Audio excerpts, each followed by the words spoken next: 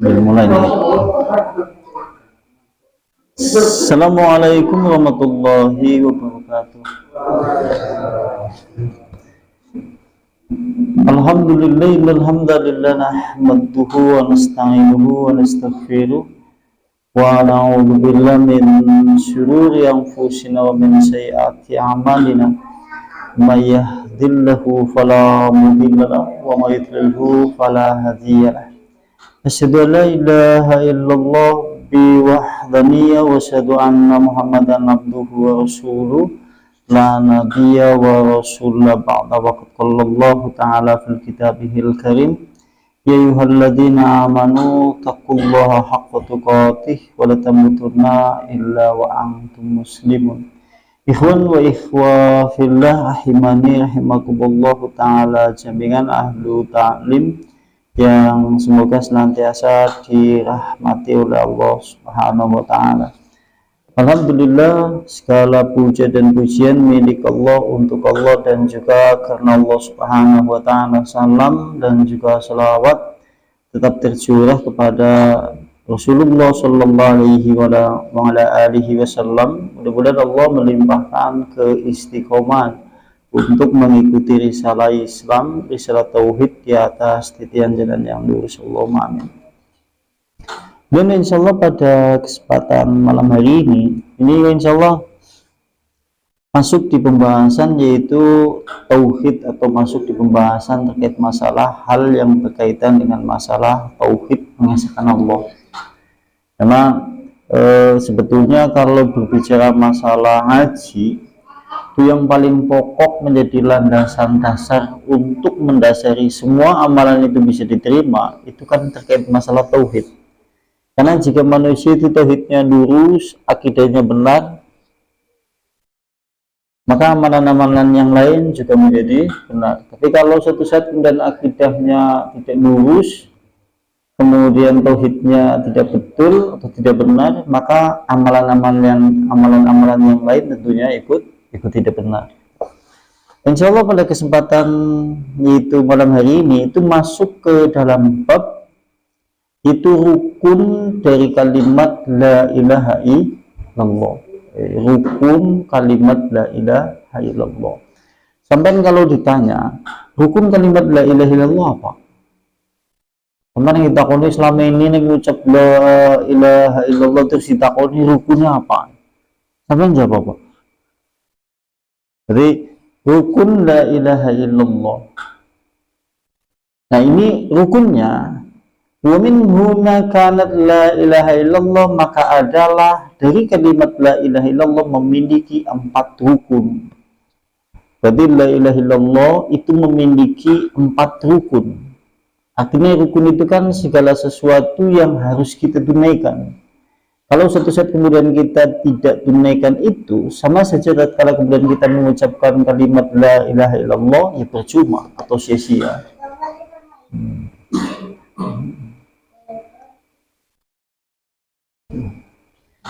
Yang pertama adalah al-awwalu adalah wala'un wala. Jadi yang pertama rukunnya adalah wala. Wala kalau menurut bahasa kita itu setia. Berarti ini walaun, pertama rukunnya adalah walaun, kalau diartikan menurut bahasa kita setia. Berarti wong sing ngucap kalimat la ilaha illallah harus memenuhi rukun walaun, maksudnya adalah setia. Setia di sini meliputi beberapa poin. Berarti setianya di dalam kemudian kita berwala dengan kalimat la ilaha illallah memiliki beberapa poin.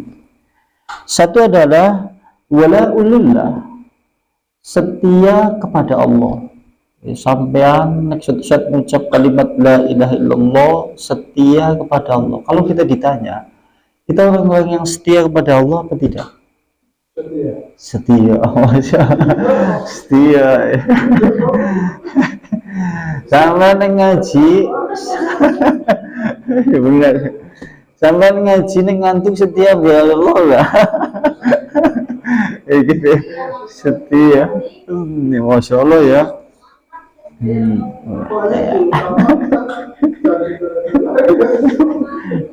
Jadi setia, pertama setia. Jadi yang pertama yang dituntut di dalam mengucapkan kalimat la ilaha illallah adalah setia kepada Allah. Ini penggambaran sajalah. Hari ini kita dihadapkan pada krisis yang namanya kesetiaan kepada Allah. Kadang-kadang manusia bisa melakukan apapun atau kemudian bisa melakukan apa saja, mengeluarkan daya upaya yang sifatnya untuk sesuatu selain Allah, tapi sudah terlanjur dicintai dan cintanya itu melebihi kecintaan kepada Allah. Contohnya apa? Contohnya apa? Wong setiap banget ambisiannya Allah, ia mampu mengeluarkan waktu, tenaga, dan segalanya untuk sesuatu itu. Contohnya adalah orang-orang yang sudah mencintai terhadap sesuatu secara berlebihan. Misal, wong sing senang mancing, setia akan dimancing apa mboten? Setia mboten? Nah, kalau Anda kemudian ditarik garis lurus, Anda dibandingkan kesetiaan kita kepada Allah, dibandingkan kesetiaan orang mancing kepada mancing, lebih tinggi mana? Lebih tinggi mana? Lebih tinggi mana? Kira-kira lebih tinggi mana? Orang mancing, kalaupun misalnya kemudian dia harus berangkat jam 9, jam setengah 10, hawa dingin menyeruak, sampai kemudian hampir-hampir masuk di tulang-tulang.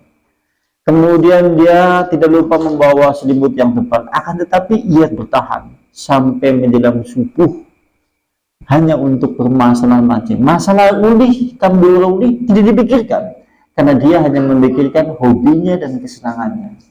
Apakah kita kepada Allah Subhanahu wa Ta'ala pernah melakukan hal yang berkaitan dengan seperti cinta wong mancing di mancing?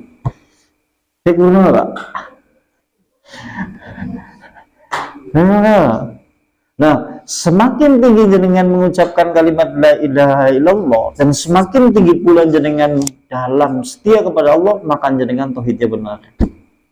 Next, semakin tinggi tauhidnya benar. Mening. Ini contoh main kepenak mau gambarnya. Wong tani, dia setia kan di sawahnya ada. Setia. Iya kan ya? Iya, setia. Coba bayangkan saja kesetiaan para petani kepada sawahnya yang hendak ditanaminya. Apakah dibandingkan kita kesetiaan kita kepada Allah lebih tinggi mana?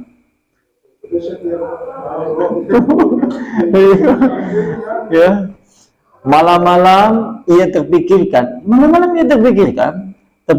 jangan-jangan sawahnya belum mendapatkan air. Jam 1 pun ia tembus udara malam keluar dari rumahnya, ya kan? Dan ya, karena pikirannya kalau seandainya ia belum melakukan itu, ia tidak tenang. Oh, tenang pikirannya. Kan iya, sih kan? Si Jimu muncul sih, ya gitu kan ya. Gue gambarannya gitu.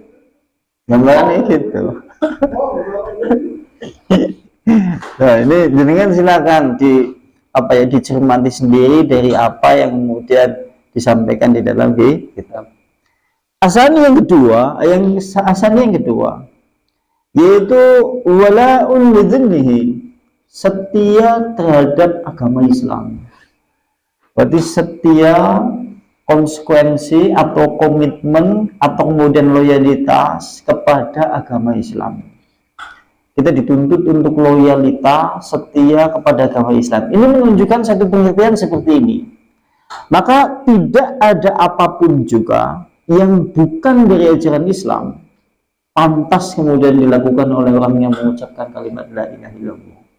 Yang jenengan wis mengucap kalimat la ilaha illallah, berarti semua ajaran apa saja yang bukan dari ajaran Islam jenengan harus jauhi sejauh-jauhnya. Sekarang umat Islam terhadap permasalahan kesetiaan terhadap agama Islam setia boten? Jadi tidak ada istilah gini, tidak ada istilah bagi orang yang mengucapkan la ilaha illallah sing bid'ah dilakoni, yang sunnah tidak dilakukan. Apa mending sing wajib? Waktu bicara masalah sing wajib ora dilakoni ora diomong maning. ya, sing sirik dilakoni, yang tauhid malah dijauhi, yang benar tidak diikuti, yang batil malah diikuti. Kalau seandainya kemudian orang-orang jenis seperti itu mengucapkan kalimat la ilaha illallah, percuma, maka kalimatnya itu belum memenuhi rukun. Banyak nggak kaum muslimin hari ini yang pada dasarnya melakukan segala sesuatu yang pada dasarnya tidak ada ajaran Islam, tapi orang Islam melakoni? Akhirnya apa?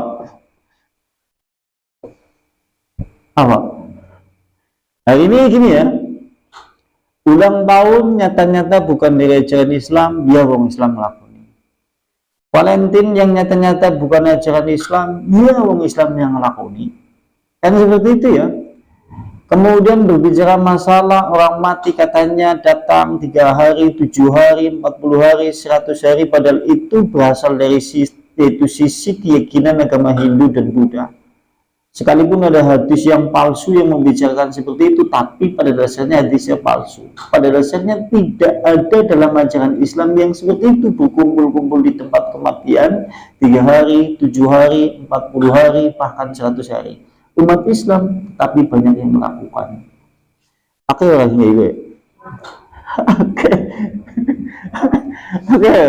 Jadi kalau seandainya kita mengucapkan la ilaha illallah, ini menunjukkan satu pengertian, berarti kita harus konsekuensi. Konsekuensinya adalah harus mengikuti semua ajaran Islam, dan yang bukan dari ajaran Islam dijauhkan sejauh-jauhnya. Tapi kalau seandainya panjenengan mengucap la ilaha illallah, la ilaha illallah, sekalipun sampai 1000 sampai lisan itu berdosa, tapi tidak setia kepada Allah, tidak setia kepada agama Islam, malah justru melakukan segala sesuatu yang tidak berasal dari Islam, maka percuma. Kalau seandainya diumpamakan seperti itu lepas anak panah dari busurnya, tetapi tidak mengenai sasarannya, percuma. Eman-eman buatan. Mulanya orang Islam nang setan, ini setan dan iblis itu paling suka merusak itu orang-orang itu pada sisi akidahnya, bukan pada sisi amalannya. Wong Islam senangnya iblis, sing dirusak untuk amalannya, tapi yang dirusak senangnya adalah sisi akidahnya. Kenapa kemudian yang dirusak oleh iblis sisi akidah dan keyakinannya? Karena kalau seandainya kemudian keyakinannya yang dirusak, maka seluruh amalannya juga rusak.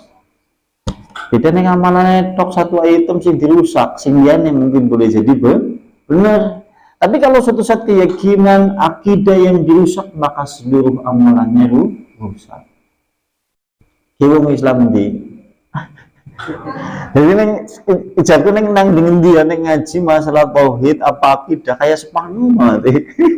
Kayak sepaneng ya. Sepaneng. Tapi memang harus kayak gitu. Soalnya kalau sampai neng ngaji diwarai si bahane surga neraka kok kayeman jadi ya itu seperti itu. Dan berikutnya adalah wala'un li kitabihi, yaitu setia kepada kitab Al-Quran. Berarti yang ketiga, setia kambi Al-Quran. Dek wong setia kambi Al-Quran bukan? Setia. Sampai nih kita coba isi Al-Quran mulai dari surat Al-Fatihah sampai surat Anas, isinya apa? Anda sudah menjadi umat Islam berapa tahun? 40 tahun, Anas sing 50 tahun, Anas sing 60 tahun mungkin boleh jadi. Ketika jenengan swidak tahun 40 tahun, 20 tahun wis dadi umat Islam, kok ngasih ngerti isi kitab, iki wong setia itu. Sampean dua anak telu. Nganti kelalen kelas pira.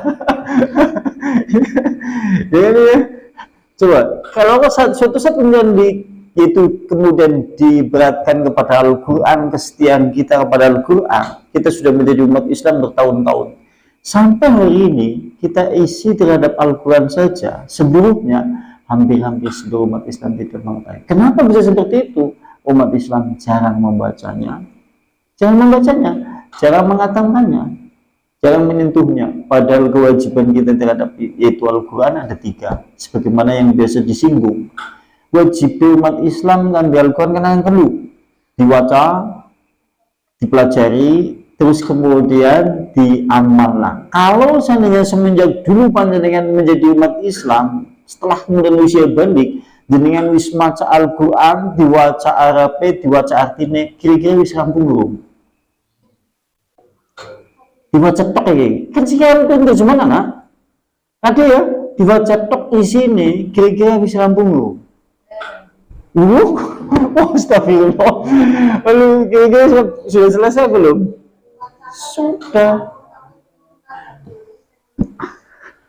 Ya nanti kalau seandainya suatu saat, kan memang perintahnya disuruh untuk membaca terlebih dahulu. Nanti kalau suatu saat ada kebingungan, kita disuruh untuk bertanya kepada ahlinya. Mulanya kewajibannya telu diwaca, dipelajari, kemudian diamalkan. Nah, dewek dadi umat Islam tahun-tahunan kayane urung gagal di dalam aplikasi terhadap Al-Quran. Sampai ning ucap la ilaha illallah, la ilaha illallah, malaikat kira-kira kepriwe? Kayaknya menjep ya deh, ucap apa? Kayaknya itu ya. Al-Quran kita disenggol doa, ucap la ilaha illallah ya.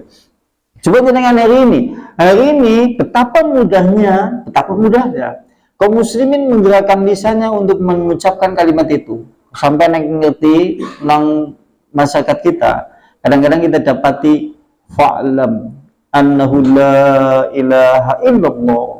Kemudian jawab pada mantap ya ini, hayyum ma'bud, kan ya, la ilaha illallah hayyum mawjud, la ilaha illallah hayyum fa, la ilaha illallah, la ilaha illallah, la ilaha illallah.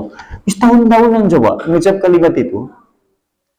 Apa mending gini? Tadi telah dijelaskan yang namanya mengucapkan kalimat la ilaha illallah, kita disuruh untuk meninggalkan segala sesuatu yang bukan dari ajaran Islam. Dari kalimat la ilaha illallah saja ini banyak penyimpangan.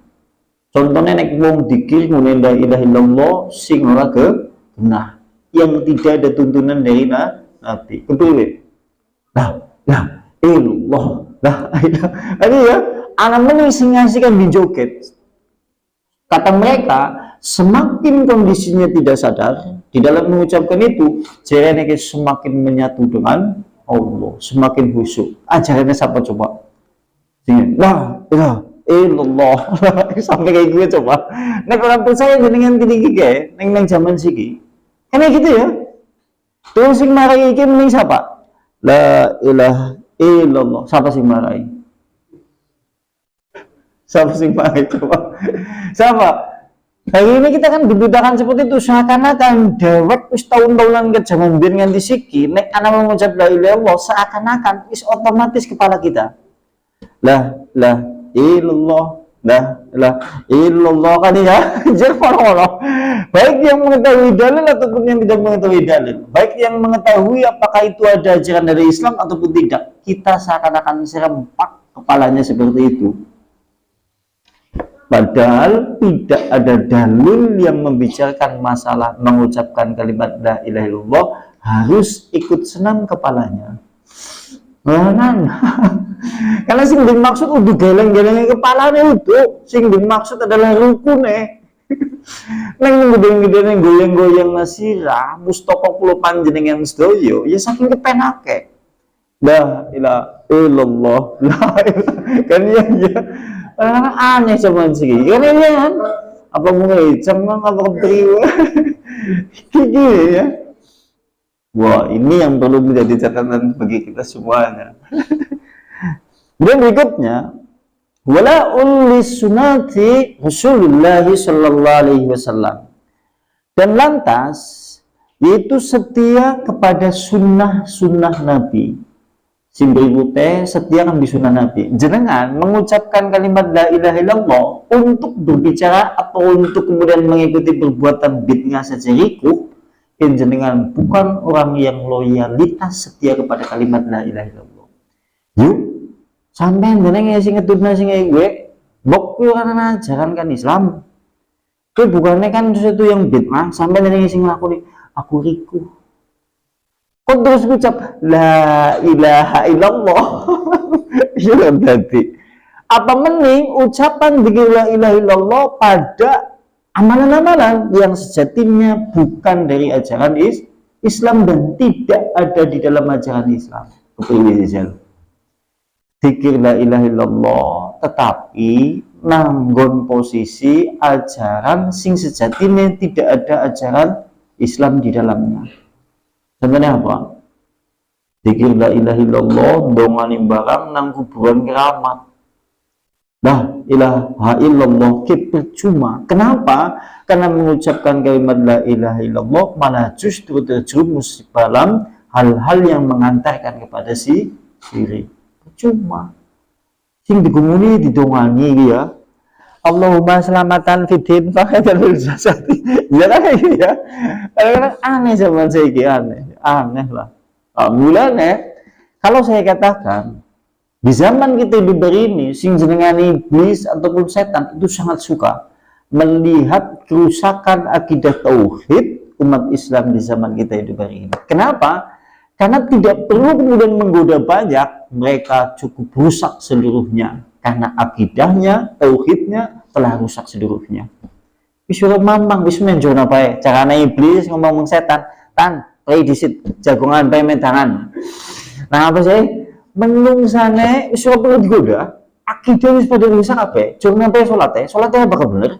Curna bae ngene ngapa bae ora bakal bener. Karena memang akidah keyakinane wis ora bener. Curna bae mau ngaji men ora perlu diganggu. Karena sing ngulang ngambil sing diulang pada bae salah. Curna bae. Setannya mulanya setan gue entuk surat SK kan iblis pensiun gasik. Pensiun gasik soalnya ini susah kabeh coba. Jadi mau ngaji zaman biyen mungkin dibeteni yang bisa ngulang ngambil dibeteni nang setan. Karena wong beri ilmu wong ngaji ki dibeteni daripada wong ibadah.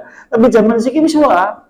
Kenapa? Sing ngulang ya pada baik, sing diulang ya pada baik. Sing ngulang marai fitnah, sing ngulang marai sesat, sing diulang ya seneng-seneng. Baik, giliran ngerti sing apik malah ora jajal kepriwe setannya ngelakon wis tinggal ngopi bae tan iya gue mau siap please jadi setannya langsung baris luruskan gitu. Siap please kami istirahat sebentar gitu. Waduh kepriwe jajal kan emang ya memang jadi jenengan wong ning ngucap la ilaha illallah orang anak istilah pakai orang anak istilah kepenak. Aku suka kepenak lah nek pengamal. Aku yang ngerti ku janjane orang anak ajaran Islam. Aku yang ngerti ku janjane kudu sunah. Ning ora kepenak pijetan. Kudu kayak gue. Iya kan ya. Zaman sih kayak gue hidup begini kayak gue coba. Aduh, karena kayak gitu jajan. Ya, pokoknya ngaji tadi mengenai astagfirullah oke. Dan berikutnya adalah wala unli ibadihi solihina, setia atau loyal kepada hamba-hamba Allah yang soleh atau hamba-hamba Allah yang beriman. Karena nek jenengan ngucap la ilaha illallah sesama muslim, sesama mukmin, terutama wong-wong sing betul-betul beriman atau orang yang memang betul-betul akidahnya benar, tauhidnya benar, satu dengan yang lain saling kemudian menolong, membantu dan dalam satu kehidupan yang sama. Ikut dunia gue, sebenarnya hari ini yang namanya ukhuwatul Islamiyah krisis. Tiang sakit ngomong sanjang zaman saniki. Monggo kalau panjenengan sedaya sami makempal, kang pengawasan menika pilih mugi-mugi dados amalan ingkang dadosaken saged kula panjenengan sedaya dados ukhuwah Islamiyah. Begitu rampung bandik uripe dewek. Wis ana satu dengan yang lain saling memikirkan nek wis tekan omah pikirane dewek. Jangankan ngambis dulur muslim, kami dulur muslim sekaligus dulur nasab baik wis dewek. Karena hari ini kita dihadapkan pada permasalahan krisis ukhuwah Islamiyah. Dulu kan disinggung, sing jenenge ukhuwah Islamiyah zaman biyen contoh. Kenek orang muhajirin, kami orang ansor, nek wis bersaudara, wong muhajirin cara bahasanya dewek, kami memiliki sebidang tanah untukmu sebagian, untukku sebagian.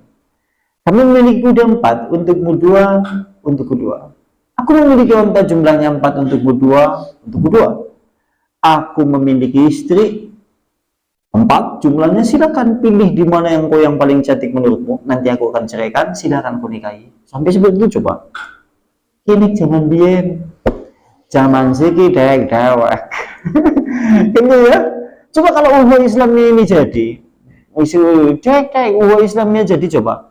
Bulan ini jenenge ukhuwah Islamnya memang perlu ditingkatkan kembali agar kekuatan umat Islam memang terbangun kembali. Karena yang jenenge kekuatan Islam, ya tentu satu, kuatul Islamiyah salah satu. Kekuatan Islam itu ada 3.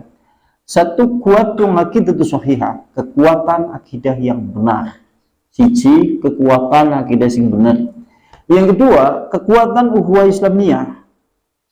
Yang ketiga, kuatul askariyah, kekuatan laskar atau tentara atau prajurit atau kemudian orang-orang yang berjuang di jalan Allah. Kekuatan orang Islam. Ning kabeh telu iki wis duwe kabeh. Akidah rusak, ukhuwah langka, askariyah ora ana. Ya wis itu. Mulane umat Islam hari ini wis bulan-bulan nentang orang-orang di luar Islam. Jumlahnya banyak di mana-mana, tetapi kekuatan tidak ada, tidak ditakuti oleh orang di luar Islam. Jenengan kelingan zaman Ahok, sampean kelingan zaman Ahok siji tok coba. Ahok siji kimareknan dadukno umat Islam di Indonesia khususnya kumpul nang Senayan. Munggarep iki tok coba, siji tok coba. Nganti umat Islam repot-repot dadal kumpul nang Senayan, kan ya untuk menuntut Ahok. Nyatanya hasilnya apa coba? Buat apa kemudian kita apa ya? Buat apa coba? Harusnya kan kebalik ya, harusnya umat Islam siji, ini umat lain jumlahnya banyak. Siki wong Nasrani siji, Ahok bisa akan dibudini nang umat Islam seluruhnya. Dengan zaman Ahok munggah kumpul-kumpul nang Senayan, munggah kumpul-kumpul nang kono, Allah Akbar tok terus nuturi sampah rampung jajan apa udah. Ahok siki wis muncul, wis bebas. Kemudian maning malah coba. Buat apa kemudian kita apa ya? Kita ya kan ya. Umat Islam hari ini coba. Kan seolah-olah kalau dipikir-pikir, kekuatan itu tidak ada. Kekuatan umat Islam itu hampir-hampir tidak ada. Orang nanas sama sekali. Tidak mungkin umat Nasrani atau orang di luar Islam itu berani kemudian ikut mengopok-opok ajaran Islam jika kekuatan umat Islam itu ada. Permasalahannya adalah umat Islam banyak, kekuatan tidak ada sama sekali. Sama sekali kekuatannya. Sampai ketusan didolimi nang umat di luar Islam sampai sing bela coba. Wah, nah, mung dewek kayak wala yang di luar umat Islam jarena kayak uang Islamnya kok kayak dewek nang pengadilan dewek nang dewek kayak gitu mbok. Iya mbok, siapa yang bela coba? Umat Islam hari ini krisis. Coba bayangkan, kenapa kekuatan ukhuwah Islamnya itu penting? Kalau nanti kemudian di dalam peperangan, model umat Islam, ukhuwah Islamnya seperti kita hari ini, kira-kira nang peperangan, ngurusi dek-dek orang. Ini dek-dek, kayak kena bedang, maju lah sebetulnya orang kena bedang, iya kan ya? Kan ya, kan dengan maju kan lagi desak, lah nang ini bebutin, kena bermusuh wakil, iya kan ya? Kan yang ngurus dek, ya udah kelompok duduk, iya kan ya? Hari ini kayak gitu masalahnya. Memang kodak yang perang, salah siapa kalian perang, nah itu masalahnya gitu.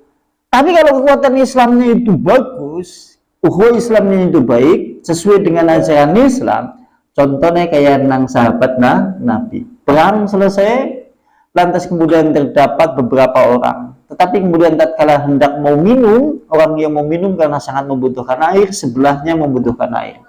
Aku membutuhkan air, tidak kena. Begitu orang kedua mau minum, sebelahnya lagi, ana ahtaju bil ma'. Aku membutuhkan air, berikan. Sampai air itu kembali kepada orang pertama. Nek dewek, orang gue. Ngombe sebelah jaluk, padahal mau bajunya sedikit tok, sampai orang ngerti melek apa. Kini ya, bajunya mesti tok sampai jaluk mulanya nek perang gawa samo. Kayak gue malah dia gue. Ya enggak, kayak gue. Karena apa? Ukhuwah Islamnya tidak ada. Islam tidak ada. Artinya kalau kita katakan wala ulillah, yaitu loyalitas kepada Allah, loyalitas kepada kemudian Al-Quran, loyalitas kepada sunnah, loyalitas kepada Nabi, loyalitas kepada hamba-hamba Allah yang soleh, hampir-hampir sendi-sendi ini hilang. Oleh karena itulah ucapan la ilaha illallah tidak kurang mandi. Ucapan yang kurang mandi. Tapi bahasa nanah dalil hadis la ilaha illallah miftahul jannah, la ilaha illallah kunci surga. Mungkin bisa jadi mengingat kalau kemudian kita mengucapkan la ilaha illallah jadi kunci, ning kuncinya mengkong.